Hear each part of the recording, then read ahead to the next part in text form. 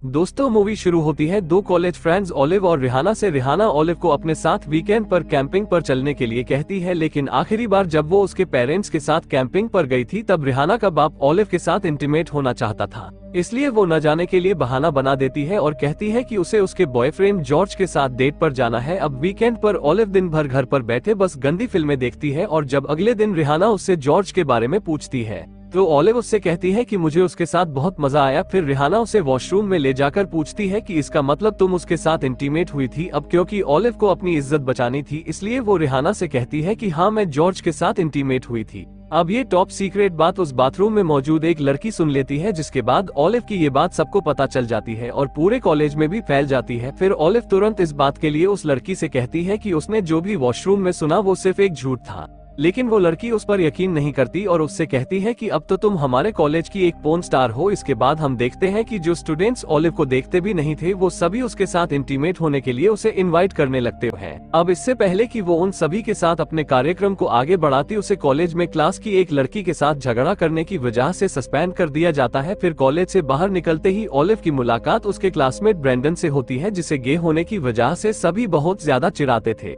फिर ओलिव उसे बताती है कि उसने उसके बारे में जो कुछ भी सुना है वो सिर्फ एक अफवाह है। अब क्योंकि ब्रेंडन ओलिव का एक अच्छा दोस्त था इसलिए वो उसकी बात मान लेता है। अगले दिन ब्रेंडन फिर से ओलिव से मिलने उसके घर जाता है, जहां पर ओलिव की मॉम उसे देखकर बहुत खुश होती है। इसके बाद ओलिव उसे अपने साथ लेकर सीधा बेडरूम में चली जाती है। वहीं पर हम ओलिव के पेरेंट्स को देखते हैं जो कि ये सब देखकर काफी खुश थे कि आज उसकी बेटी किसी लड़के के साथ इंटीमेट होने वाली है। फिर ब्रेंडन ओलिव से कहता है कि मुझे तुम्हारे साथ सब कुछ करना है, लेकिन ये सुनकर ओलिव गुस्सा हो जाती है और उससे कहती है कि क्या तुम पागल हो गए हो। तो ब्रेंडन कहता है कि ठीक है, तुम्हें मेरे साथ नहीं करना तो मत करो, लेकिन बस कॉलेज में मेरी ये अफवाह फैलाने में मदद कर दो कि मैं तुम्हारे साथ इंटीमेट हुआ हूँ, ताकि लोगों को ये लगे कि मैं कोई गे नहीं बल्कि एक मर्द हूँ, और इस सब के लिए मैं तुम्हें पैसे देने के लिए भी तैयार हूँ। अब पहले तो ओलिव ये सब करने से साफ साफ मना कर देती है, लेकिन जब ब्रेंडन उसे अपनी दुख भरी कहानी सुनाता है कि कैसे गे होने की वजह से सब उसे चिढ़ाया करते हैं, तब फाइनली ओलिव उसकी मदद करने के लिए रेडी हो जाती है। फिर अगली रात वो सभी कॉलेज की सबसे पॉपुलर लड़की मेलोडी की पार्टी में जाते हैं, जहां पर सभी लोग उन दोनों को साथ में देखकर सोचते हैं कि इतनी खूबसूरत लड़की के साथ ये गे क्या कर रहा है। फिर ओलिव मेलोडी के पास आकर कहती है कि मेरे अंदर ठरक की आग भड़क रही है, इसलिए मुझे एक रूम की जरूरत है।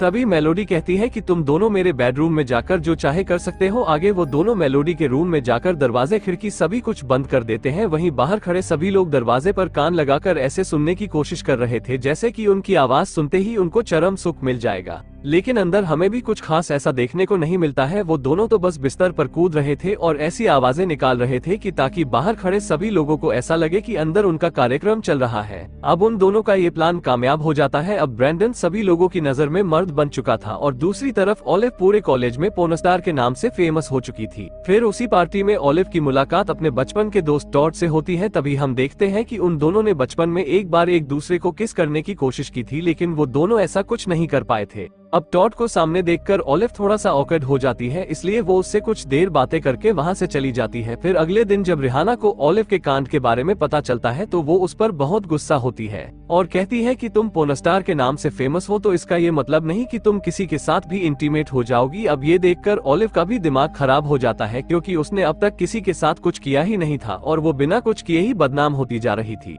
अब क्योंकि ओलिव सच में किसी के साथ कुछ करना चाहती थी इसलिए वो अपने आप को पूरी तरह बदल देती है और कॉलेज के सबसे पॉपुलर लड़की बन जाती है, जिसके बाद कॉलेज का हर एक लड़का उसके साथ इंटीमेट होने के सपने देखने लगता है। उधर मेलोडी भी अब ओलिव से जलने लगी थी, जिसके बाद वो अपने ग्रुप के साथ मिलकर ओलिव को कॉलेज से बाहर निकालने का प्लान बनाती है। यहाँ पर हमें ये भी पता चलता है कि मेलोडी के ग्रुप ने शादी से पहले इंटीमेट न होने की कसम खा रखी थी। फिर एक दिन ब्रेंडन का दोस्त इवान ओलिव से मिलने आता है और उससे कहता है कि ब्रेंडन ने मुझे सब कुछ बता दिया है, क्या तुम मेरे साथ भी पैसों के बदले इंटीमेट होना चाहती हो। तभी ओलिव उससे कहती है कि तुम पागल हो गए हो, क्या मैं ये सब काम नहीं करती। क्योंकि इवान भी ब्रेंडन की तरह एक गे था, इसलिए ओलिव को उस पर तरस आ जाता है और वो पैसों के गिफ्ट वाउचर के बदले उसके साथ इंटीमेट होने के लिए रेडी हो जाती है। लेकिन फिर जल्दी ही ये बात पूरे कॉलेज में फैल जाती है कि ओलिव पैसों के बदले सबके साथ इंटीमेट होने लगी है। अब देखते ही देखते ओलिव के पास कस्टमर्स की लाइन लग जाती है, लेकिन रूम में जाने के बाद उन दोनों के बीच में आखिर होता क्या है ये सिर्फ ओलिव या उसके कस्टमर्स ही जानते थे। अब धीरे धीरे ये बात ओलिव के कॉलेज टीचर को भी पता चल जाती है और वो अपनी वाइफ जो कि उस कॉलेज की स्टूडेंट काउंसिल थी ओलिव को उसके पास जाने के लिए कहता है। इसके बाद हम स्टूडेंट काउंसलर को देखते हैं जो ओलिव से कहती है कि तुम मेरे साथ कुछ भी शेयर कर सकती हो, लेकिन ओलिव उसे कुछ नहीं नहीं बताती। फिर जाते जाते वो काउंसलर ऑलिव को उसकी प्रोटेक्शन के लिए कुछ पैकेट देती है, जिसे ऑलिव लेने से मना कर देती है क्योंकि उसे पता था कि ये सब उसके किसी काम के नहीं है, लेकिन काउंसलर की जिद करने पर उसे वो लेना ही पड़ते हैं। फिर ऑलिव के वहाँ से निकलने के बाद वहाँ पर मेलोडी भी अपने बॉयफ्रेंड के साथ आती है। फिर ऑलिव मेलोडी से पूछती है कि तुम्हारे बॉयफ्रेंड को क्या हुआ। मेलोडी बताती है कि असल में उसके पेरेंट्स का डिवोर्स होने वाला है, इसलिए मैं इसकी काउंसलिंग कराने के लिए यहाँ पर आई हूँ। अब बातों ही बातों में ऑलिव और मेलोडी अच्छे दोस्त बन जाते हैं, लेकिन फिर इन दोनों की दोस्ती जल्द ही टूट जाती है क्योंकि मेलोडी के बॉयफ्रेंड को शीघ्र पतन की बीमारी लग जाती है और वो बताता है कि उसे ये बीमारी ऑलिव के साथ इंटीमेट होने के बाद हुई थी। लेकिन बाद में पता चलता है कि उसे ये बीमारी तो काउंसलर के साथ इंटीमेट होने से हुई थी। फिर जब ऑलिव उस काउंसलर के पास जाती है तो काउंसलर उससे बताती है कि मैं सबके सामने ये एक्सेप्ट कर लूंगी कि मेलोडी के बॉयफ्रेंड को ये बीमारी मेरे साथ इंटीमेट होने से लगी है, न कि तुम्हारे साथ से। लेकिन ऑलिव ये नहीं चाहती थी कि उसकी फेवरेट टीचर का आपस में डिवोर्स हो जाए, इसलिए वो खुद ही मान लेती है कि मेलोडी के बॉयफ्रेंड को उसी की वजह से ये बीमारी लगी है। फिर इसके बाद हम देखते हैं कि जो भी लड़का ऑलिव के साथ इंटीमेट होना चाहता था, अब वो सब उसके दुश्मन बन जाते हैं और वो सभी उसे कॉलेज से चले जाने के लिए प्रोटेस्ट करने लगते हैं। अब ये देखकर ऑलिव को डर लगने लगा था कि उसके इस झूठ की वजह से अब कोई भी लड़का उसके साथ इंटीमेट नहीं होना चाहता, क्योंकि सबकी नजरों में वो एक धंधे वाली बन चुकी थी। फिर एक दिन कॉलेज की कैंटीन में टाइम पास करते वक्त ऑलिव की मुलाकात सैम से होती है। सैम उसे अपने साथ डेट पर चलने के लिए बोलता है, जिसके लिए ऑलिव भी रेडी हो जाती है। फिर रात को वो दोनों एक रेस्टोरेंट में डिनर करने जाते हैं, जहाँ पर ऑलिव की नजर टॉड पर पड़ती है, जो कि वहाँ पर जॉब करता था।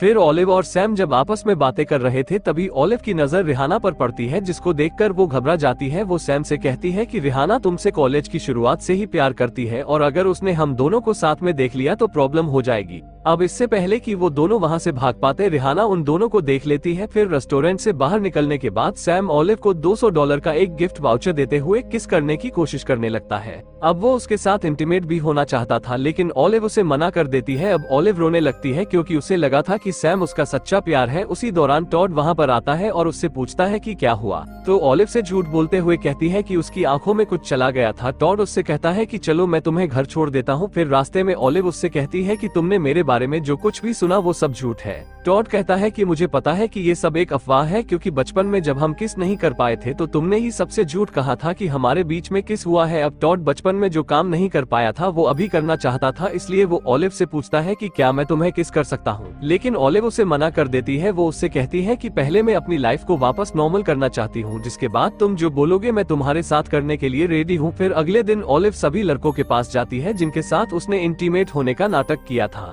ऑलिव उन सभी से रिक्वेस्ट करती है कि तुम जाकर सभी को सच बता दो कि हमारे बीच में ऐसा कुछ नहीं हुआ था। अब उनमें से जॉन, जो कि ऑलिव का बहुत अच्छा दोस्त था, वो सबके सामने सच बता देता है कि उस रात उन दोनों के बीच में कुछ नहीं हुआ था, जिसके बाद वो अपना घर छोड़कर एक लड़के के साथ भाग जाता है। फिर ऑलिव उस काउंसलर को भी सबको सच बताने को कहती है, लेकिन वो सबको सच बताने से मना कर देती है, जिसके बाद और कोई ऑप्शन न होने की वजह से ऑलिव ये बात जाकर उसके हस्बैंड को बता देती है कि उसकी वाइफ एक स्टूडेंट के साथ इंटीमेट हुई थी। अब ये सुनकर उसका हस्बैंड शॉक्ड हो जाता है और वो उसी वक्त अपनी वाइफ को डिवोर्स दे देता है। अब इस सब के बाद आखिर में ऑलिव अपना मन हल्का करने के लिए ये सारी बातें अपनी मॉम को बता देती है, जिस पर उसकी मॉम उसे बताती है कि जब मैं तुम्हारी एज की थी तो मैं कॉलेज में तुमसे ज्यादा ये सब किया करती थी, लेकिन वक्त के साथ साथ हमको अच्छे बुरे की समझ आ जाती है, इसलिए तुम भी ये सब भूल जाओ। फिर शाम को ऑलिव फेसबुक पर लाइव आती है और सबके सामने अपने झूठ को एक्सेप्ट कर लेती है और उसकी लाइव स्ट्रीम सभी स्टूडेंट्स के साथ साथ उसके पेरेंट्स भी देख रहे थे। वहीं रिहाना को भी ये महसूस होता है कि ऑलिव ने उसे कई बार सच बताने की कोशिश की थी, लेकिन उसने ही उसकी बात नहीं सुनी। अब उसकी लाइव स्ट्रीम चली ही रही थी कि तभी वहाँ पर टॉड आ जाता है। तभी ऑलिव भी अनाउंस करती है कि वो अगले 5 मिनट में टॉड के साथ इंटीमेट होने वाली है। उसकी ये बात उसके पेरेंट्स भी सुन लेते हैं और उनको ये सुनकर अपनी बेटी पर बहुत गर्व होता है।